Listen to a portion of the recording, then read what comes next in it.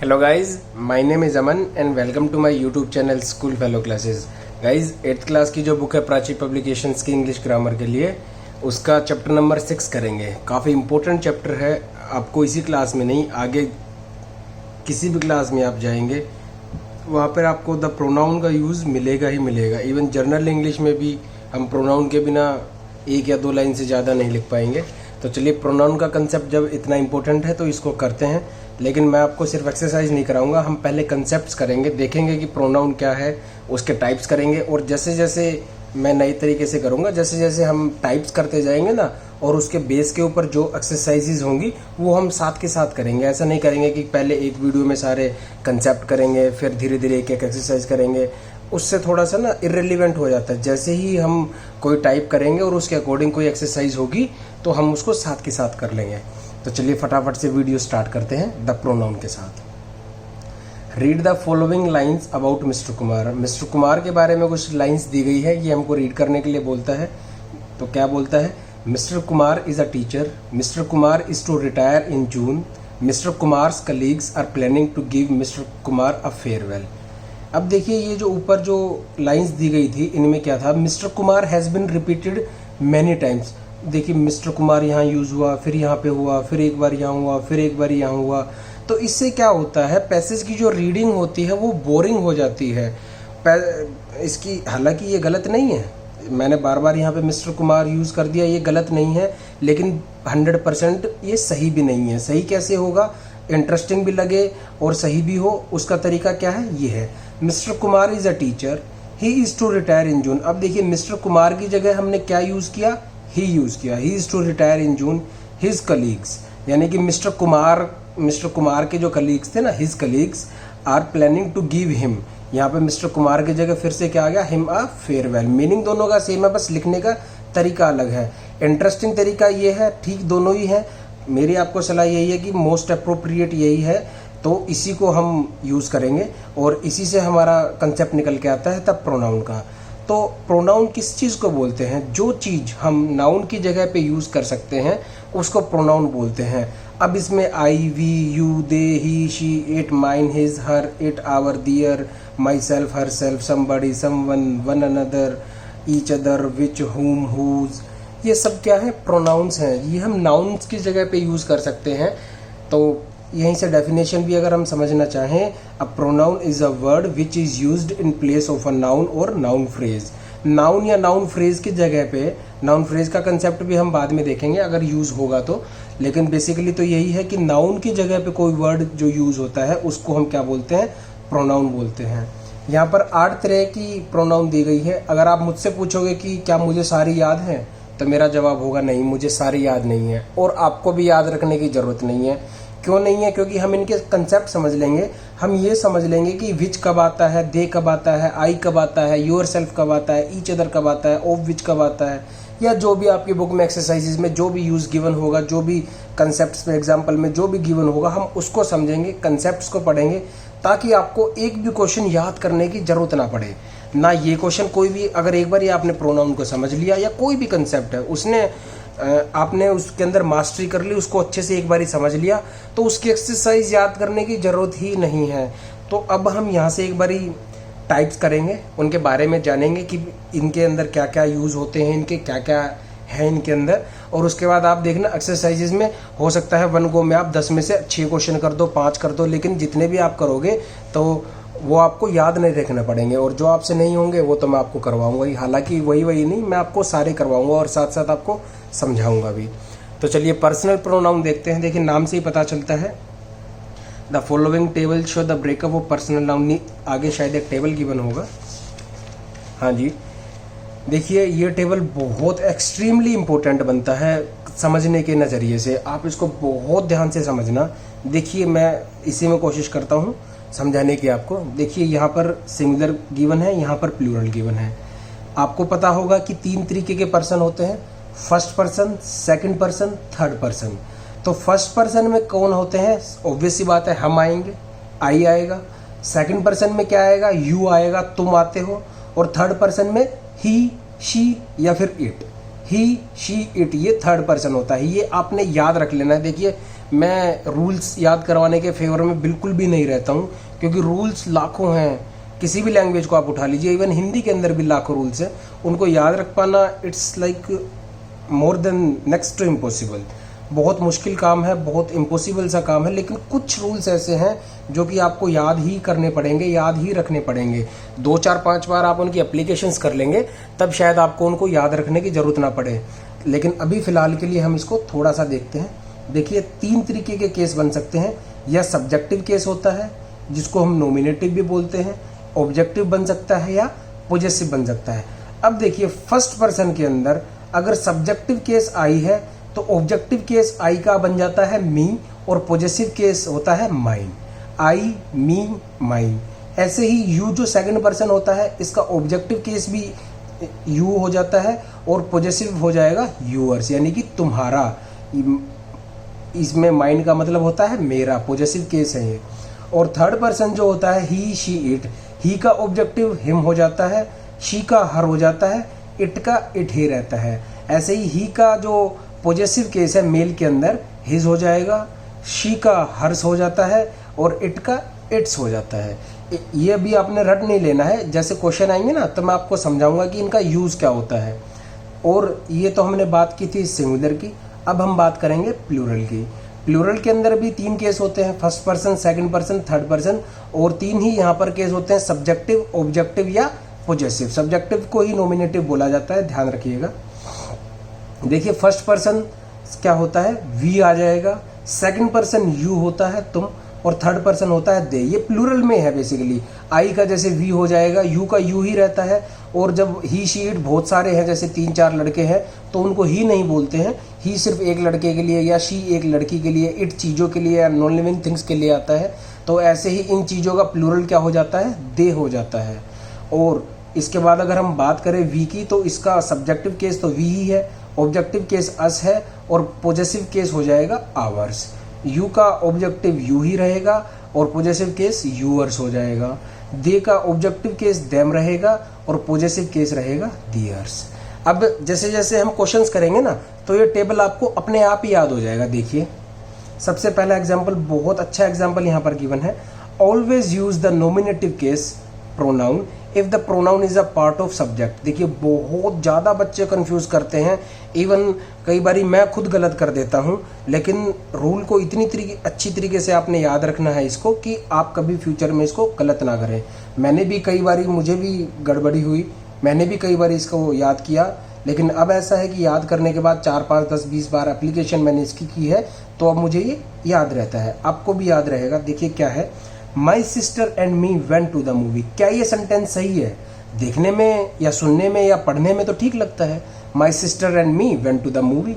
Sense भी अच्छी बनती है कि मेरी सिस्टर और मैं कहाँ गए, मूवी देखने गए। लेकिन ये जो मी है, ये गलत लिखा है। क्यों गलत लिखा है, मैं अभी उसकी एक्सप्लेनेशन देता हूँ। माई सिस्टर एंड मी, ये जो है ये पूरा क्या है, सब्जेक्ट है। क्या है, सब्जेक्ट है। और ये जो है वेंट टू द मूवी, ये क्या है, ऑब्जेक्ट है।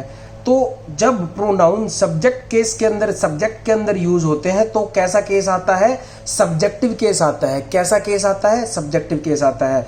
और मी तो ऑब्जेक्टिव केस है, तो यहाँ पर सही क्या आएगा, सब्जेक्टिव केस क्या है, आई। तो इसके नीचे जो ये वाला गिवन है, my sister and I went to the movie, तो मी की जगह यहाँ पे हम आई यूज करेंगे। सुनने में अटपटा लग रहा होगा, लेकिन करेक्ट जो है वो यही है। क्यों है, क्योंकि ये जो इतना है, माई सिस्टर एंड आई, मेरी सिस्टर और मैं, वेंट टू द मूवी, ये माई सिस्टर एंड क्या है, आई, ये है सब्जेक्ट। और सब्जेक्ट में जब प्रोनाउन आएगा तो सब्जेक्टिव केस ही आएगा। एक एग्जाम्पल और देखते हैं। Always use the objective case pronoun if the pronoun is a part of the object. Objective case कब यूज होगा, जब प्रोनाउन जो है हमारा ऑब्जेक्ट के अंदर आएगा। जैसे my sister took a picture of him and I, तो इसमें माई सिस्टर तो सब्जेक्ट है, काम जो करता है वो सब्जेक्ट हो जाता है। योग की ये तो आपको पता होगा। टुक अ पिक्चर, उसने पिक्चर ली ऑफ हिम एंड आई, तो हिम एंड आई क्या है, यहाँ पे ऑब्जेक्टिव केस है, ऑब्जेक्ट है। तो सब्जेक्ट, ये जो ऑब्जेक्ट है इसका केस क्या यूज होगा। देखिए हिम तो ऑब्जेक्टिव है ही, यहाँ पर गिवन है, लेकिन क्या आई एक ऑब्जेक्टिव केस है? आई का ऑब्जेक्टिव केस क्या होता है? मी होता है। तो इसका सही सेंटेंस क्या बनेगा? माई सिस्टर टूक a picture of him and me. या सपोज कीजिए यहाँ पे हिम की जगह ही गिवन होता, तो क्या ही सही होता? हिम एंड मी गिवन होता तो भी ये गलती होता, क्योंकि आई का तो मी हमने सही लिख दिया, लेकिन ही का ऑब्जेक्टिव केस क्या होता है? हिम होता है। ही तो अपने आप में क्या है? Subjective case. और सब्जेक्टिव केस हम यहाँ पर यूज नहीं कर सकते। क्यों नहीं कर सकते? क्योंकि प्रोनाउन इस बारी क्या है? ऑब्जेक्ट है। तो सब्जेक्ट है तो सब्जेक्टिव केस, और अगर प्रोनाउन ऑब्जेक्ट के रूप में यूज किया गया है तो ऑब्जेक्टिव केस। इसलिए ये सीखना जरूरी है। ये जो इस तरीके की जो चीजें होती है ना, ये इंग्लिश में आप कभी भी कोई लेटर, पैसेज या नॉर्मली अपने डायरी में भी कुछ भी लिखोगे तो वहाँ पर ये यूज होते हैं। और हम ये ऐसी मिस्टेक्स हैं जो हम नॉर्मली कर देते हैं और हमको पता ही नहीं चलता है। तो ये पेपर के हिसाब से तो इम्पोर्टेंट है ही, आपकी जर्नल लाइफ में भी ये रूल आपको बहुत काम आएगा। जल्दी से आप गलती नहीं करोगे आई मी माई में, और बहुत सारे बच्चे इन्हीं में गलतियाँ करते हैं। मेन इसमें यही था। इसके बाद देखिए एक कंसेप्ट और है, the number show whether pronoun refers to a single person और a thing more than it tells. देखिए क्या कहता है ये अगर सब्जेक्ट सिंगुलर है तो वर्ब कैसे यूज होगी? सिंगुलर यूज होगी। और अगर वर्ब प्लूरल है तो सब्जेक्ट अगर प्लूरल है तो वर्ब कैसी यूज होगी? प्लूरल यूज होगी। कैसी यूज होगी? प्लूरल यूज होगी।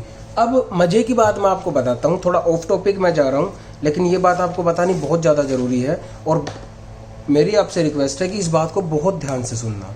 अगर देखिए इससे आपकी जो राइटिंग जो स्किल्स है ना वो बहुत इंप्रूव हो जाएंगी इन दोनों रूल से ही। एक तो ये वाला रूल आपने याद कर लेना है, ये टेबल आपने याद करना है, और जो अब मैं बताने जा रहा हूँ वो भी आपने याद करना है। देखिए नाउन की अगर मैं बात करूँ और वर्ब की बात करूँ तो इन दोनों के बीच एक एग्रीमेंट होता है। मैं पेन चेंज करता हूँ, ये थोड़ा ठीक नहीं चल रहा है, जस्ट अ सेकेंड। इन दोनों के बीच एक एग्रीमेंट होता है कि नाउन और वर्ब जो होती है वो हमेशा एक जैसी होती हैं। अगर नाउन सिंगुलर है, या आप यूँ कह लीजिए नाउन छोड़िए सब्जेक्ट कह लीजिए, सब्जेक्ट के अंदर प्रोनाउन आए, नाउन फ्रेज आए, प्रोनाउन फ्रेज आए या कुछ और आए, कितना भी बड़ा सब्जेक्ट हो, अगर वो सिंगुलर है तो वर्ब कैसी होती है? सिंगुलर होती है। और अगर ये सब्जेक्ट या नाउन या प्रोनाउन या कुछ भी ये प्लूरल है तो वर्ब कैसी यूज होती है? प्लूरल यूज होती है। ये चीज़ आपने गांठ बांध लेनी है, ये चीज़ आपने रट लेनी है, ये चीज़ आपने याद कर लेनी है। याद करने का तो वैसे कुछ है नहीं, समझना ही है मेन। और इसमें भी आपने रट नहीं लेना है, समझना है। और 2-3 बारी जब आप इसको पढ़ोगे ना तो अपने आप ही आपको याद हो जाएगा, और हो सकता है बहुत सारे बच्चों को ऑलरेडी याद भी हो। तो देखिए एक मैं आपको थोड़ी सी कमाल की बात यहाँ पे बताऊंगा। कई बार क्या होता है, जैसे बॉय है तो अगर इसमें मैं बॉय एस लगा दूं तो ये क्या हो जाएगा? प्लूरल हो जाएगा। क्या हो जाएगा? प्लूरल हो जाएगा। और बॉय क्या है? सिंगुलर है। या आप ये कह सकते हैं अगर बॉय सिंगुलर है तो इसके साथ वर्ब कैसी आएगी? सिंगुलर आएगी। यानी कि बॉय गोज। क्यों गोज? एक यहाँ पर गोल्डन रूल है कि नाउन या कोई सब्जेक्ट है इस तरीके का, उसमें एस लगाने से क्या बन जाता है? वो प्लूरल बन जाता है। और वर्ब में उल्टा होता है, यानी कि SCIS वर्ब के अंदर लगा है तो वर्ब कैसी आती है? सिंगुलर। वर्ब कैसी हो जाती है? वो सिंगुलर हो जाती है। और अगर नॉर्मल है जैसे गो, तो गो क्या है? एक प्लूरल वर्ब है। क्या वर्ब है? एक प्लूरल वर्ब है। और गोज क्या है? एक सिंगुलर वर्ब है। क्या है? सिंगुलर वर्ब है। गो एक प्लूरल है और गो सिंगुलर है, इसलिए बॉयज के साथ गो आएगा। क्यों? क्योंकि बॉयज खुद अपने आप में प्लूरल है। और हमको पता है कि अगर वर्ब के साथ SCIS ना लगा हो तो वो कैसी हो जाती है? प्लूरल हो जाती है। और बॉय के साथ गोज आएगा। क्यों गोज आएगा? क्योंकि बॉय सिंगुलर है तो वर्ब भी कैसी यूज होगी? सिंगुलर यूज होगी। और सिंगुलर वर्ब कब बनती है? जब उसके अंदर हम वर्ब के अंदर SCIS लगा देते हैं। ये चीज़ आपने याद रखनी है। ये चीज़ आपको बहुत मदद करेगी आपकी स्पीकिंग में भी, आपकी राइटिंग में भी, और भी काफ़ी सारी चीज़ों में। और आपके ऑब्वियसली एग्जाम में तो आपको मदद करने ही वाली है ये। तो अब मैं अगर आपको क्वेश्चन नंबर 1 करवाऊँ एक्सरसाइज का, इसमें क्या है? Use the correct pronoun from those given in the, sorry ये तो एक्सरसाइज नंबर 7 है। एक्सरसाइज नंबर यहाँ पर है 1। Fill in the blanks. हमको ब्लैंक फिल करने हैं। ज़्यादा मैं कुछ नहीं करूँगा, सिंपली क्वेश्चन पढ़ेंगे और इनके आंसर्स लिख देंगे। देखिए कितना ईजी रहेगा। क्वेश्चन नंबर 1 बोलता है Mohan, Sohan and Ramesh visited dash office. तो विजिटेड दियर ऑफिस, विजिटेड दियर ऑफिस। अब हालांकि अगर मैं बात करूं दियर के बारे में, तो दियर क्या है? दियर एक पॉजेसिव केस है, नाम प्रोन इसका प्लूरल में थर्ड पर्सन का। तो मोहन, सोहन एंड रमेश जो थे क्या थे? एक प्लूरल, 3 बंदे हैं तो इनके अंदर प्लूरल केस आएगा, और क्योंकि ये अपने ऑफिस में जा रहे थे तो दियर आ जाता है। ये तो था समझने के लिए। अब मैं अगर इसको रटने लगूं कि दियर तो भाई पॉजेसिव केस होता है, थर्ड पर्सन का प्लूरल के लिए आता है, नहीं, ऐसे नहीं करना है। सिंपली क्वेश्चन पढ़ना है और उसका आंसर देना है। देखिए और आगे हम कैसे करते हैं। Mohan, Sohan and Ramesh visited their office, dash had tea, मतलब they had tea with me कह लीजिए, they had tea with me. यहां पर मी क्यों आएगा? यहां पर मी इसलिए आए क्योंकि मी जो है यहां पर क्या है, इस सब, ये जो सेंटेंस है ना, इतना दे हैड टी विद मी, उन्होंने मेरे साथ चाय पी। तो दे तो यहाँ पर सब्जेक्ट हो गया, और ये यहाँ पर जो मी आना था, अगर आप यहाँ पर आई लिख देंगे तो क्या हो जाएगा आपका? गलत हो जाएगा। क्यों? क्योंकि आई तो एक सब्जेक्टिव केस है, इसलिए मैं आपको ये रूल्स बता रहा था। क्यों? क्योंकि आई तो सब्जेक्टिव केस है और यहाँ पर आएगा क्या? Objective case. क्यों? क्योंकि यहाँ पर ये जो इतना पार्ट जो बच गया, ये सेंटेंस का क्या है? ऑब्जेक्ट है। तो इस तरीके से ये रूल्स हम याद रख सकते हैं। तो 2-3 बारी आप करेंगे तो आपको हो जाएगा, डोंट वरी। नेक्स्ट बोलता है डैश लेफ्ट आफ्टर 20 मिनट्स। तो दे लेफ्ट आफ्टर 20 मिनट्स, वे चले गए 20 मिनट के बाद। अब यहाँ पर ही नहीं आएगा, शी नहीं आएगा, वी नहीं आएगा, यू नहीं आएगा, क्योंकि उन चीज़ों की सेंस नहीं बनती है। इसका कोई रूल नहीं है कि यहाँ पर दे क्यों आया। अगर इसका भी अगर मैं रूल बनाने लगूँ तो फिर वही बात हो जाएगी कि इतने रूल्स है कि आप याद नहीं रख सकते। ये सिर्फ आपको सेंस बना करके याद रखने हैं। Ram and dash are neighbours, Ram and I. क्यों यहाँ पर आई क्यों आया? सर हम तो मी लगाएंगे, आप लगा दीजिए। गलत हो जाएगा, साइंस तो बन जाएगी लेकिन गलत हो जाएगा। क्यों गलत हो जाएगा? क्योंकि राम एंड आई क्या हैं? सब्जेक्ट हैं, और सब्जेक्ट में कौन सा केस यूज होता है? सब्जेक्टिव केस यूज होता है। तो Ram and I R neighbours, और यहाँ पर जो ऑब्जेक्टिव है सेंटेंस का वो क्या है? नेबर्स है। थर्ड है I hope you and dash father are fine. तो you and your fathers, you and your father are fine, तुम और तुम्हारे पिताजी अच्छे होंगे, ऐसी मैं कामना करता हूँ। I shall attend your marriage but my mother, मेरी मम्मी। पॉजेसिव केस होता है ना, मी, माई, माई, मेरी मदर कैंट, मतलब मैं तो पार्टी अटेंड करने आ सकता हूँ बट मेरी मम्मी नहीं। शी इज इल, वह क्या है? शी। ये शी किसके लिए आया है? मदर के लिए आया कि मदर पार्टी में नहीं आ सकती, वो क्या है? बीमार हैं। शी इज इल, ये शी किसके लिए है? मदर के लिए है। तो यहाँ पर प्रोनाउन की डिफाइन देखिए कितनी अच्छी एक्सप्लेन होती है कि ऐसा वर्ड जो हम नाउन की जगह यूज कर सकते हैं। मदर क्या है? एक नाउन है, और शी जो हमने इसके लिए यूज की, ये इसकी प्रोनाउन है। नेक्स्ट है he has lost his book, या ही हैज लॉस्ट, अपनी मर्जी से भी आप भर सकते हो, इसकी जगह आप हर भी कर सकते हो, ऐसा कुछ नहीं है। They have done their work, they have done their work, या they have done our work, या they have done your work, कुछ भी आ सकता है, लेकिन सेंस बननी चाहिए एक proper. I have invited a friend of mine, मैंने अपने एक दोस्त को पार्टी में बुलाया है। अपना आ गया ना, पॉजेसिव केस हो गया। ही took a neighbour of mine, इसमें भी आ सकता है, या he took a neighbour of hours आ सकता है, टू हॉस्पिटल, हमारे एक पड़ोसी में, या माइन भी आप लिख सकते हो। He took a neighbour of mine to hospital, या he took a neighbour of yours to hospital, तुम्हारे एक नेबर को। आप जैसे भी सेंस बनाना चाहिए, तुम्हारे में, मेरे में, हमारे में, उस हिसाब से यहाँ पर प्रोनाउन आ जाएगा। यूअर भी आ सकता है, आवर्स भी आ सकता है, माइन भी आ सकता है, लेकिन इसकी एक सेंस बननी चाहिए। तो ये प्रोनाउन का इंट्रोडक्शन था।